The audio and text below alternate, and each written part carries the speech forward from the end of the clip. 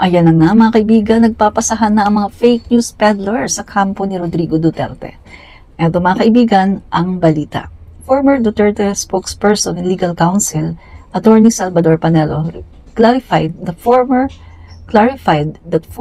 President Rodrigo Duterte cannot be accused of spreading fake news, as he was merely interpreting budget documents provided by Davao City Representative Isidro Ungab. During a live podcast, Duterte claimed that the 2025 General Appropriations Act, or GAA, signed by President Marcos contained 13 pages of blank allocations, rendering the budget illegal. He further asserted that officials responsible for this alleged infraction would face imprisonment. Diba? So, however, it was later revealed that the documents presented by Duterte, sourced from Representative Ungab, were from the unfinalized Bicameral Conference Committee, or BICAM report. The actual GAA signed by President Marcos does not contain blank allocations and is available for public scrutiny on the Department of Budget and Management, DBM, website. In response, Malacanang dismissed Duterte's statements as fake news and malicious. This prompted Panelo's clarifications, which sadly shifted the responsibility to Representative Ungab, a known Duterte ally, for presenting raw, unofficial documents. Ayan na mga kaibigan, nagtuturuan na sila, no? So, may kasalanan, si Congressman Ungab. Hello, ang tatanda na nila. Alam niyo ba, hindi pwedeng magpasa ng responsibilidad. Unang-una sa lahat, si Duterte ay dating Pangulo ng Pilipinas, di ba? Tama ang sinabi ni Pangulong BBM Pangulo siya ng Pilipinas. Dapat alam niya na hindi pwedeng pirmahan ng presidente ang GAA kung ito ay blanco. So doon pa lang di ba? Maling-mali na si Duterte. Pero naniwala kaagad siya sa fake news. Presidente siya noon at lawyer siya, pero hindi siya nagbe-verify. Naniniwala agad siya sa fake news. Baka naman dahil gustong-gusto niya talaga na sirain ang Marcos administration. Kaya pag may nakita siyang kaunting butas na inaakala niya or malaking issue na inaakala niya, ay ayun, harap agad sa camera, nagla-live agad at naninirang puri. Yan nga sinasabi ko, yan ang talaga mga ugali ng mga DDS, no? Kapag may nakikita sila na akala nila ay masisira nila ang Pangulo, magla-live agad sila. Harap agad sila sa camera at maninirang puri kaagad sila. O ano ngayon? Na fake news kayo? Tinawag kayo ngayon ng mga fake news peddler at liable kayo dyan dahil yung ginawa nyo ay isang criminal act. Biruin nyo, siniraan nyo ang GAA 2025.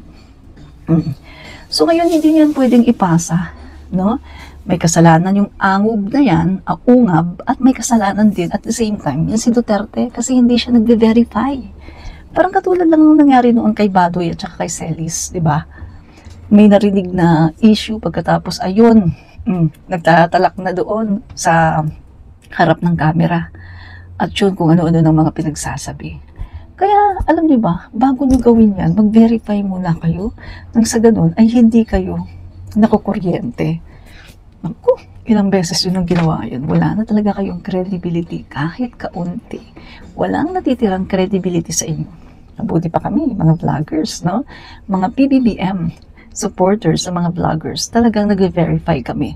At tinitingnan namin kung talagang totoo yan or fake news. Dating Pangulo ng Pilipinas. Sabagay, sanay naman kasi siya sa pag-fake news, no? Ganyan naman talaga sila. At sanay din siya sa mga pabago-bagong statement. Bukas iba, sa susunod, iba na. Sa susunod na panahon, iba na naman, babawiin, and then gano'n na naman, no? So, wala na talagang credibility ang mga DDS at ang mga minions at ang mga followers, diba? So, nakakaawa kayo, no? So, karma, ang tawag dyan, karma. Sana kasuhan kayo ng gobyerno para naman ay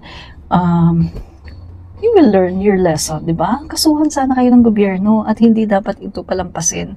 Kasi biruin mo, marami din kayong mga nauto at mga nabudol ng mga Pilipino na naniniwala na talagang ang presidente namin ay talagang may kasalanan, di ba? So, nakakaawa naman kayo. Pati yung mga DD sheets na naniniwala din na may kasalanan nga ang Pangulo, na pumirma nga ang Pangulo ng GAA na blanco.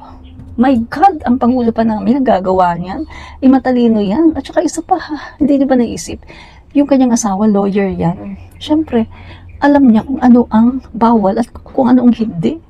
At isa pa yung kanyang executive secretary, dating justice ng Supreme Court, at yung kanyang legal counsel, si Juan Ponce Enrile, napakagaling na lawyer. My God, hindi niyo ba naisip yan? Tapos yung pinsan pa niya, si Martin Romualdez, si SMR, magaling din na lawyer yan.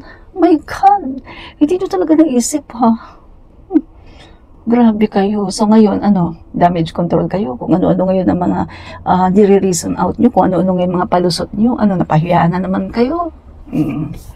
So ganyan na lang ba ang buhay nyo? Palagi na lang kayo mapapahiya, palagi na lang kayo na-fake news, palagi na lang kayo nakukuryente. Kasi, ang mga utak nyo mga utak kriminal at saka mga utak demonyo. Yan. Kaya kayo, ang ginagawa nyo, wala kayong ginawa kundi magbintang sa mga Marcos. Magbintang kay PBBM, kay F. Elisa, sa buong Marcos administration. Ganyan ang ginagawa nyo. Kasi wala Yung pangarap nyo na maging presidente, yung inyong lukring, no? Well, sabi nga ni Mami Peng, ang instant lang ay coffee at noodles, hindi ang pagiging presidente. Kung gusto nyo maging presidente sa lukring, dumaan kayo sa proseso, electoral process. Huwag yung basta-basta na magkukulita kayo or maghahamon kayo sa mga kapulisan, sa mga militar na mag-withdraw ng suporta. So, ano kayo ngayon? Sa tingin nyo ba, sasama sa inyo ang militar? Ikitang-kita naman, ilang beses na kayo nagkakalat ng fake news. Mga fake news peddlers, kayong mga DD sheets. Diba? So, ano na? Gawa kayo ng ibang issue. Next issue naman. At this time, galing-galingan nyo. Yung issue na, yung hindi naman kayo makukot in the act na kayo ay fake news peddlers, no?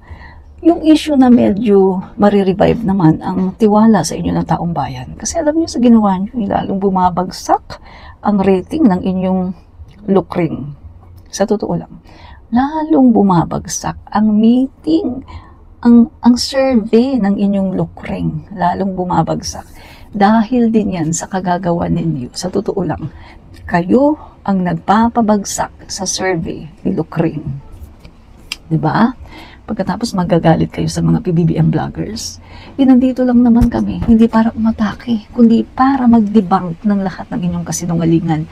Yun lang naman ang ginagawa namin mag-debunk ng inyong mga kasinungalingan. Hindi nga kami umaatake. Mag-aantay nga lang kami ng issue na inyong pinapakalat. Pag may bagong issue, ayan, sige, debunk natin. Pag may issue na naman, sige, debunk natin. Pero never kaming umatake. Never kaming umatake. Taga-debunk lang kami, taga-depensa lang kami sa ginagawa niyong pagkakalat ng fake news at sa ginagawa niyong pag-atake sa aming Pangulo. Kaya, alam niyo, nakakaawa kayo. Sobrang nakakaawa kayo kasi mga fake news peddlers kayo Diba? Kung ako sa inyo, sinasabi niyo na meron kayong mga degree, mag-vet muna kayo, mag-verify bago magpakalat ng fake news at bago maniwala, mag-verify muna kayo. Daig nyo pa ang mga walang pinag-aralan na nagbe-verify kapag merong mga balita. Admin Rich Comentarista. Ito payong kapatid lang para hindi kayo palaging na-fake news kasi di ba kayo nahihiya niyan. Nakakahiya